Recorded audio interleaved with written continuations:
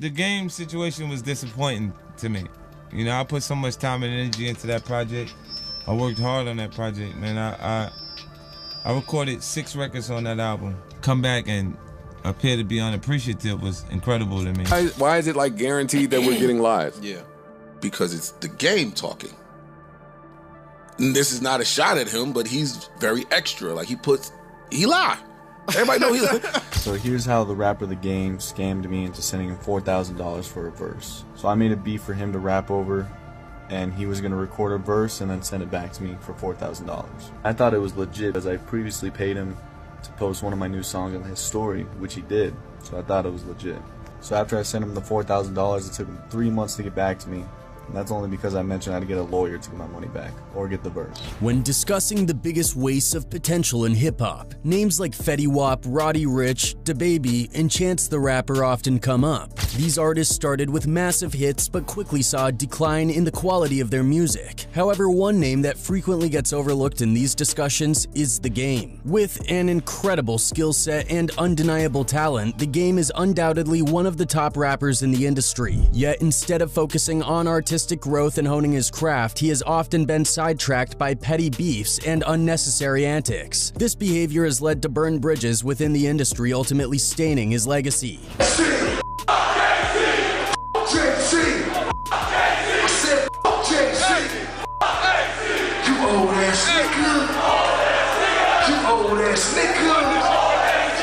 Come back and appear to be unappreciative was incredible to me. Take, for example, recent monumental event in West Coast hip-hop. Dr. Dre, The Game's former mentor, gathered a star-studded lineup including Kendrick Lamar, Schoolboy Q, the entire Black Hippie crew, YG, Mustard, and other West Coast legends for a legendary performance. However, there was one glaring absence: The Game. For someone who has contributed so much to West Coast hip-hop, his absence was not only noticeable but also puzzling. It raises questions about what actions or behaviors led to such a significant snub from an event celebrating the very culture he helped shape. Now, one of the key reasons for The Game's dwindling reputation is his tendency to lie or exaggerate things. Why is it like guaranteed that we're getting live? Yeah, because it's the game talking.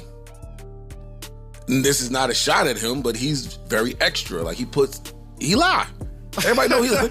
A prime example of this is the infamous Instagram post where he shared a photoshopped picture of himself with Tupac Shakur, suggesting that they had met. Fans quickly realized the image was fake and the backlash was swift. You photoshopped yourself on someone else and put a picture out with you and Pac. It's Pac, but it's not you.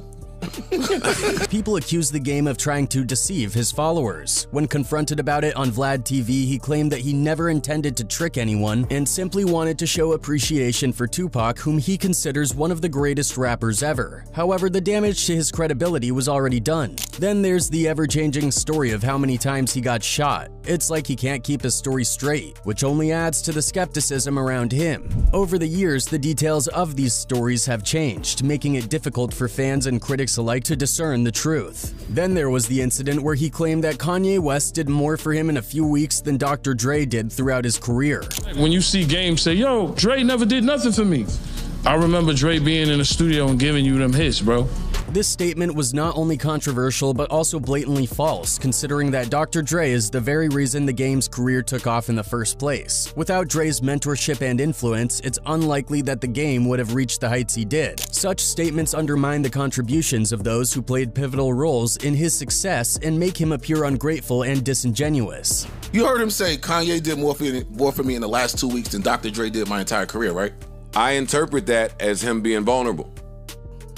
I interpret that as him lying. In addition to these issues, The Game has faced multiple accusations of scamming young, unsigned artists out of thousands of dollars. Promising them placements on a mixtape and promotion for their music, he allegedly took their money without delivering on his promises. So here's how the rapper The Game scammed me into sending him $4,000 for a verse. So I made a beat for him to rap over, and he was going to record a verse and then send it back to me for $4,000. I thought it was legit as I previously paid him to post one of my new songs on his story, which he did, so I thought it was legit. So after I sent him the $4,000, it took him 3 months to get back to me.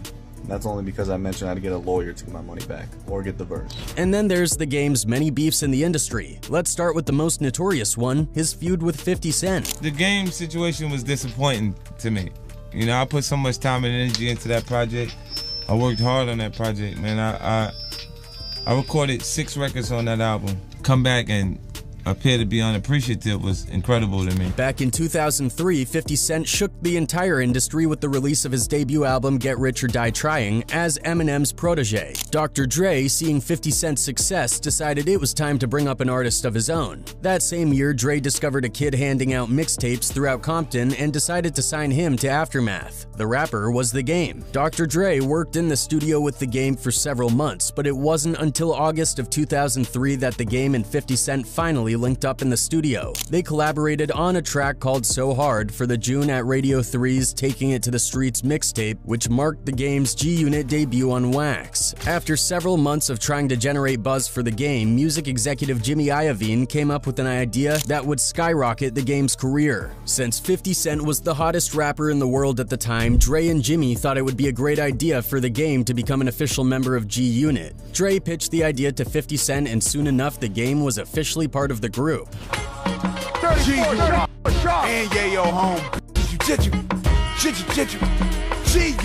In July 2004, The Game even got his own June at Radio mixtape called The Fifth Element, as Dre was pushing hard to gain steam for his West Coast artist. Meanwhile, 50 Cent was working on his second studio album, The St. Valentine's Day Massacre, which was scheduled for a February 14, 2005 release. During this time, The Game was also working on his debut album, initially titled N-Words with an Attitude Volume 1, later changed to The Documentary. One day, during a recording session at his home studio, 50 Cent, being the solid dude he was, decided to mute his vocals on several tracks from his own album and give them to The Game to ensure his debut album would be hot. Early 2005 rolled around, and this is where the relationship between 50 Cent and The Game began to sour. During this period, The Game started dissing other artists and DJs for no apparent reason. This forced 50 Cent to cover for him, calling these people to patch things up so they wouldn't end The Game's young career. His way of patching it up was, I don't have a problem with Jay-Z or Fat Joe or anybody. And it was like, I'm busy patching this thing up that you just did, and you come back and you say you don't have a problem even with the people that I have issues with. Tensions rose further when The Game wanted his debut album, The Documentary, to come out before 50 Cent's second studio album. This led to 50 delaying his album until March, leaving him with a very bad taste in his mouth. On January 28, 2005, Hate It or Love It dropped, and in the music video, 50 Cent actually refused to sit in the front seat of the lowrider with The Game, a sign of the growing tensions between them. The breaking point in their beef came when The Game publicly stated that he had no issues with Nas, Fat Joe, and Jadakiss, all of whom were 50's enemies at the time. 50 Cent saw this as a major act of disloyalty. During an interview with Ed Lover on Power 105.1, 50 Cent went on a tangent about The Game and officially kicked him out of G-Unit live on the air. And he came back recently from overseas and was disrespectful, man. Like the way he's like, it's like he's feeling himself, like because of how well his record is selling. It's incredible that he would come back and forget how much work, how much I've done for him. So where does he stand as far as G-Unit is concerned right now? Across the street or around the corner. He's not in my camp. Not at all? No way.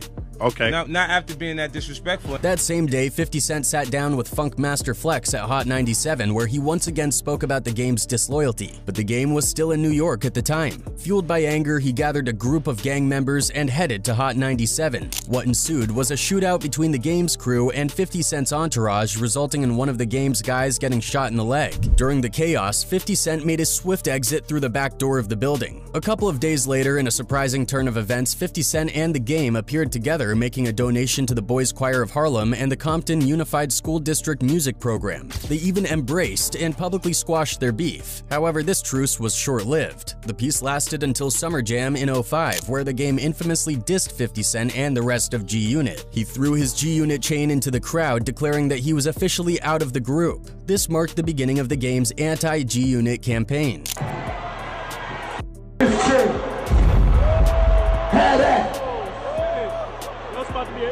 Straight the fuck out of Compton, and I got love for New York. And still with me. Now play my there. Listen. You can see this. Just a few weeks later, the game dropped the You Know What It Is Volume 3 mixtape, which was heavily focused on dissing 50 Cent. This mixtape included the legendary track 300 Bars and Runnin', a 15-minute onslaught where the game mercilessly tore apart 50 Cent and the rest of G-Unit. In response, 50 Cent released the Piggy Bank music video in August featuring a depiction of the game as Mr. Potato Head. 50 Cent also did an interview with Tim Westwood where he discussed the Hot 97 incident and elaborated on why they were beefing. The game situation was disappointing to me. You know, I put so much time and energy into that project. I worked hard on that project, man. I recorded 6 records on that album. Come back and appear to be unappreciative was incredible to me. The streets are saying that the documentary was better than the massacre, which it is, and 50 got jealous and kicked me out of G-Unit, and he thought that he could do what he did to Ja Rule to me. He's a jealous little girl, man. Is that what happens? Yeah, he's jealous, and somebody needs to braid his ponytail and put him back in his skirt, because, I mean, he's obviously off his rocker, man. The game then followed up with the Ghost Unit mixtape dedicated entirely to dissing G-Unit. 50 Cent finally responded to the game at the end of the song Emotional on the June at Radio 14 Back to Business mixtape, throwing shade towards the game. The two continued to exchange diss tracks and public insults, fueling their ongoing feud. The game's departure from G-Unit put a significant strain on his relationship with Dr. Dre. With millions of dollars at stake, Dre had to make a business decision that essentially sabotaged his work with the game. However, the game proved his resilience with the release of Doctor's Advocate in 2006. Just a year after his debut, he managed to deliver a stellar album without Dre's guiding hand or 50 Cent's contributions, proving to the world that he could stand on his own. Despite the public fallout, it turns out that Dre and the game maintained a healthy relationship behind the scenes. By the time the Red album was released in 2011, the game revealed that Dre was still giving him vital feedback.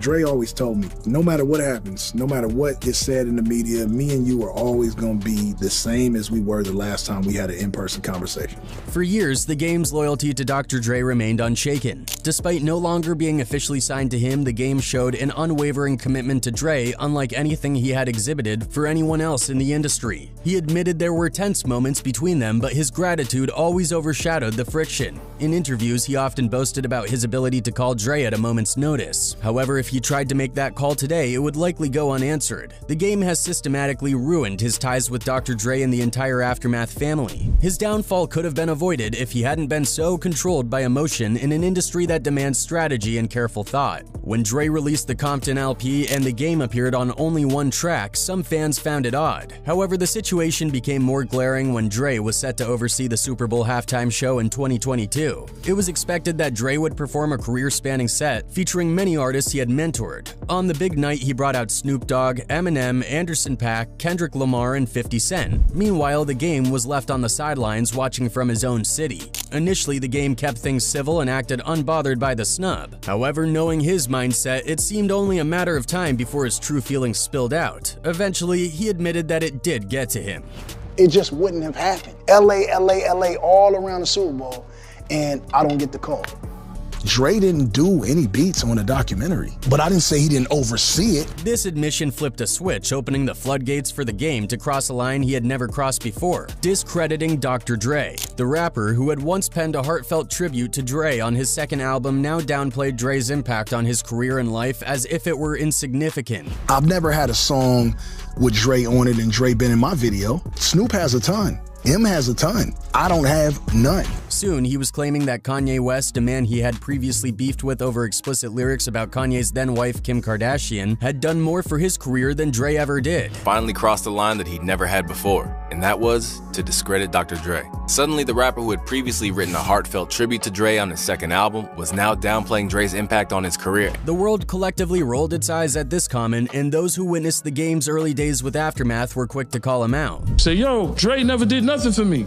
I remember Dre being in the studio and giving you them hits, bro. By publicly disparaging the man who had given him a major break, the game effectively burned his most valued bridge in hip-hop. He has since tried to walk back his comments, attempting to save face, but the damage was done. Basically, I was a little inebriated, and I said some things that I meant. I'm not gonna take it back. I ain't no sucker. Touch any part of anything that you're doing in life is such a blessing that I shall not ever on that again. In the aftermath of the Super Bowl snub, the game internalized a lot of animosity towards Dre. He even used his bitterness to justify some of his actions, like claiming that his diss towards Eminem was just another way to get back at Dre. Throwing shots at Eminem and beefing with Eminem, it was just me being upset with Dr. Dre. Dr. Dre can't out-rap me, so I just went at him, just because that's just how I get sometimes. If this were an isolated incident, perhaps Dre could have let it go, but it was part of a larger pattern of behavior that ultimately destroyed Dre's respect for the game. The game's attempts to undermine Kendrick Lamar were another factor in Dre's distancing. Saluted by Kendrick and Black Boy Fly as a rapper he looked up to, the game was present when the torch was passed to Kendrick by Snoop Dogg. Over the years, Kendrick collaborated with the game on several tracks, and it seemed like they were on good terms. However, at every turn, the game appeared to downplay Kendrick's skills, whether out of competitiveness or jealousy. Can't nobody encounter the out rap game. Kendrick do it. I love that to death. I flew past Kendrick when that was on foot in a Range Rover and showed him how to do it. Don't play with game name. Hardest in Compton, rapping, lyricist, me. Once again, the game let alcohol influence his actions, fostering potential problems with another of Dre's proteges. This, along with his refusal to stand by the West Coast during Kendrick's beef with Drake, contributed to Dre's gradual distancing. While Dre provided the intro to Not Like Us, the game took Dre's side and was not present at Kendrick's pop-up show that symbolized West Coast unity. This absence raised questions and added to the reasons why Dre no longer respects him. Despite the game's attempts to control his narrative, it's easy to see why Dre has distanced himself. The game has dissed nearly every major rapper associated with Aftermath, and his unpredictable nature has proven hazardous. His disloyalty and ungratefulness have made it clear to Dre that maintaining ties with the game is more trouble than it's worth. And then there's his beef with Jay-Z. Let's rewind to 2011. The game stopped by Big Boy's show for an interview. Big Boy asked him straight up, "What's the deal with you and Jay-Z?" The game opened up about an encounter back in 2004 at Jay-Z's 4040 Club. The game had approached Jay-Z and asked him how he stays relevant as an artist. Jay-Z's response was, "Most of you new rappers don't last long anyway, find a new lane." Now the game took that as a major diss. He felt Jay-Z was brushing him off, saying he wouldn't make it in the rap game. You know, how do you stay relevant? You know what I'm saying? And I didn't really like his answer. So ever since then, I kind of was just, you know, taking shots here and shots there. But you went up to Jay-Z and you asked pretty much, how do you stay relevant? Yeah. All right, and he said, most of you new rappers won't last long anyway.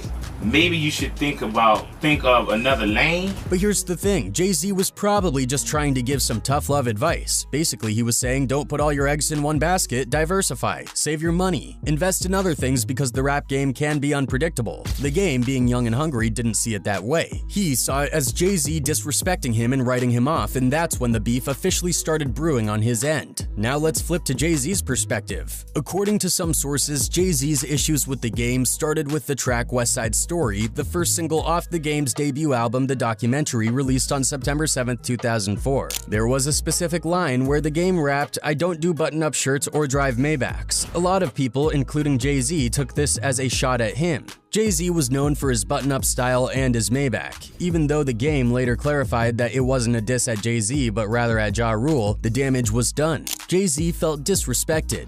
Back, homie, I'm bringing CA back, and I don't do button-up shirts or drive Maybachs. But just a few weeks after West Side Story dropped, the game released his second mixtape, West Side Story: The Compton Chronicles. This mixtape included the West Side Story track, and another track called Get Your Money Right, featuring Dr. Dre and Jay-Z. The problem was that Jay-Z's verse on Get Your Money Right was never approved. The game released it without Jay-Z's consent, so from Jay-Z's perspective, it looked like the game was taking subliminal shots at him and then using an unauthorized verse of his to boost his mixtape. It was a bad look, and Jay-Z wasn't happy. On top of all this, around 2004, the game was having issues with one of Jay-Z's artists, Memphis Bleak. They were going back and forth, adding more fuel to the fire, so when word got back to the game that Jay-Z took his bar about button-ups and Maybachs as a diss, the game decided to clear things up. He did an interview with Ed Lover and explained that the game wasn't aimed at Jay-Z but at Ja Rule. This made sense because back in 2002, when the game wrote West Side Story, 50 Cent and Ja Rule were beefing, and the game was siding with 50 in Aftermath, eventually joining G-Unit. I think it was more geared towards Ja Rule. Because I remember Ja Rule being on like MTV Cribs saying he had the first Maybach and he was in New York, and at that time 50 was beefing with Ja, and so again I just jumped in. Despite the game's efforts to clarify his intentions, the tensions didn't dissolve. On February 7th, 2005, Jay-Z and his Rockefeller crew, including Memphis Bleak, appeared on Hot 97 for a freestyle session. During Jay-Z's freestyle, he threw some clear subliminal shots at the game. Before launching into his verses, Jay-Z remarked, "You need to give me 700% of your record if you're going to use my verse for your project," referencing the game's unauthorized use of his verse on Get Your Money Right. Yeah, I put my verse on your records, I want 700%. I'm coming in for 700%. Do not put my verse on your records, alright? In his freestyle, Jay-Z mentioned the word game multiple times, making it evident that he was addressing the game. Playing the games, I'm seeing the thing through. You saying my name and entertain your crew. I ain't playing no games, exchange through. Fresh off probation, I gotta charge the doorway. My lawyer say for 80 larger to go away. In the game, you know you ain't gonna win. Quit playing them childish games with grown men. I don't give a fuck about cars or chrome rims. I got apartments you can put your home in. Can I live? So during this time, the game was having a blast overseas with Snoop Dogg performing throughout February. Everything seemed to be going smoothly until he caught wind of Jay-Z's freestyle diss. The game learned that Jay-Z had mentioned his name multiple times and it didn't sit well with him. On February 10th, 2005, the game called up 50 Cent for advice. 50 Cent, always the strategist, told him to hold off on responding to Jay-Z and let him figure out the best move. I got a phone call from him. He was in Amsterdam when he called me back in the States, and I told him, I said, just sit tight, let me see exactly what it's about. You know, I'll get in contact with Jay and see how, really what it is. But the game, being young and hot-headed, didn't heed 50's advice. That very night, while performing in Amsterdam, he went off script and dissed not only Jay-Z, but the entire Rockefeller and Murder Inc. crews. This impulsive move didn't sit well with 50 Cent because it dragged him into the beef and left him to clean up the mess. Before I could get back to him, he went on stage and told everybody to suck him off. You know what I mean? And that's not how, I'm not comfortable with that. That's not how I function. The game released LAX on August 26, 2008. While there were a few references to Jay-Z, nothing was overtly disrespectful. However, as 2009 rolled around, the feud reignited. Jay-Z started sending more subliminal shots at the game. On July 3, 2009, during his tour, Jay-Z freestyled the intro to his album, The Blueprint 3, at the Palms Hotel in Las Vegas. In this freestyle, he dissed Dame Dash, Jim Jones, and the game.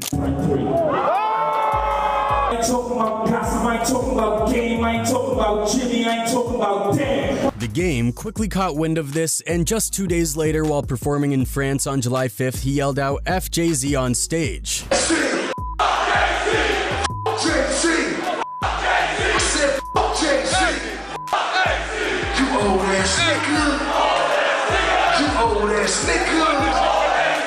Jay-Z continued his tour and eventually went to the UK. On July 21st, 2009, during an interview with Tim Westwood, Jay-Z was asked about the game. Jay-Z dismissed him, calling him a groupie. I'm not talking about you. Oh, you hurt my feelings. Oh my exactly.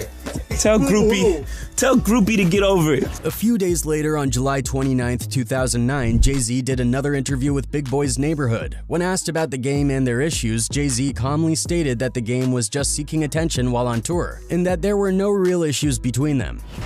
I guess buzz or marketing or however people feel that they need attention these days.